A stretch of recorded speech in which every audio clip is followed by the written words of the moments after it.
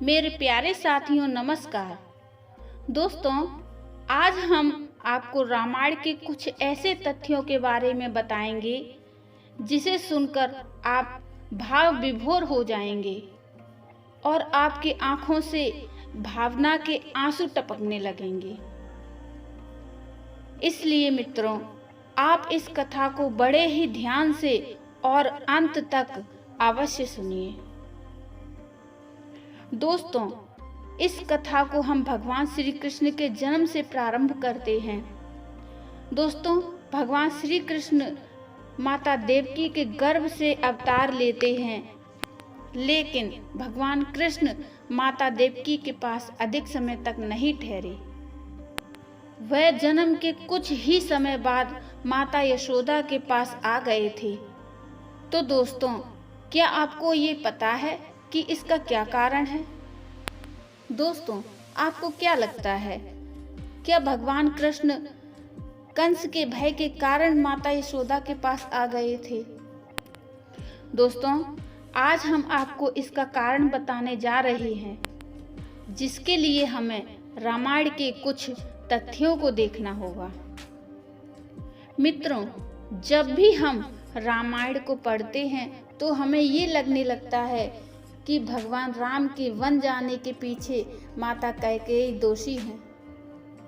हमें ये लगने लगता है कि माता कैकेयी के अंदर लोभ आ गया था, जिसके कारण उन्होंने महाराज दशरथ से राम जी को वन में भेजने का वचन मांग लिया था। लेकिन मित्रों, हम सभी लोग इस बात को जानते हैं कि माता कैकेयी राम जी को बहुत प्रेम करती थी।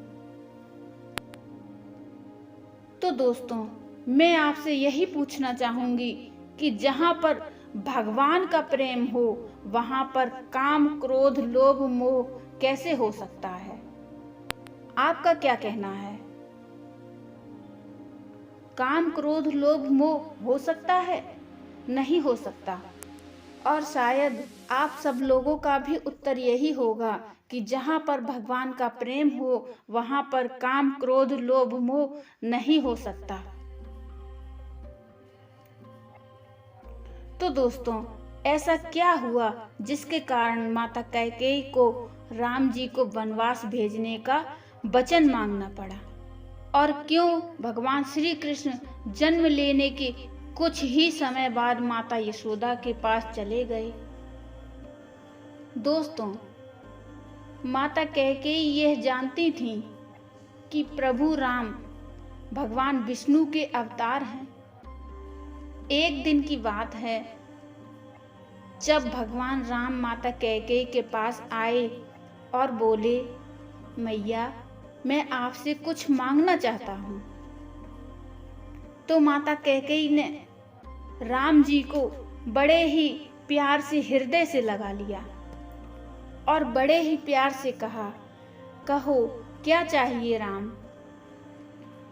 तो राम जी ने कहा कि हे माता, मैं जानता हूँ कि आप मुझे इस संसार में सबसे अधिक प्रेम करती हैं और मैं आपके माध्यम से वनवास जाना चाहता हूँ।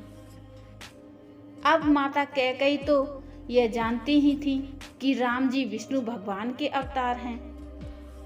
राम जी की इस बात पर माता कैकेयी ने कहा कि हे प्रभु, यह मेरा सौभाग्य है यदि मैं आपके कुछ काम आ सकूं। तो श्री राम ने कहा, हे माता, इसमें आपके दो अहित होंगे। पहला तो ये कि आप विधवा हो जाएंगी और दूसरा अहित ये होगा कि भविष्य में कोई भी प्राणी आपके नाम पर अपनी पुत्री का नाम नहीं रखेगा।